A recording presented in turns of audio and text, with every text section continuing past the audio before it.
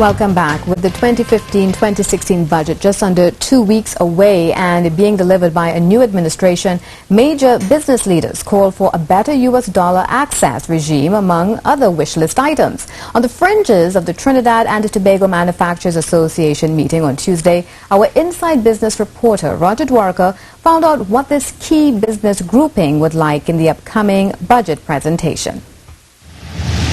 The run-up to the national budget tends to be a jittery time for people. The markets get nervous, people begin looking extra carefully at the cash in their wallets, and businesses begin to study their books harder. Usually it's a period of uncertainty, but it's also an opportunity for business to tell the man holding the nation's purse strings what they want. Policy-wise, business leaders are looking for a long-term diversification strategy and better labor access, but it's the recurring US dollar problem that's key to their overall needs. Around 2 years ago, something changed in terms of how we access foreign exchange to implement our business.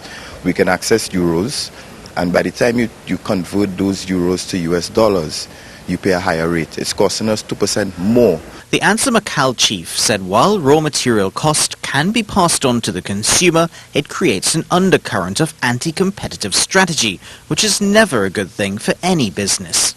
Now, during the past few months, the central bank says it sold some $800 million into the market to cover the local bank's positions and meet businesses' demands. But there appears to be a disconnect between the bank's governor, who's come under fire from business groups over the US dollar problem. We need to purchase raw materials, and of course from the other side of our business we need to purchase finished goods. We tend to prioritize on the raw materials simply because we need to keep our factories going. But then on the other side of the coin we have suppliers of our finished goods that are simply just fed up of hearing from us that we just cannot pay our bills on time.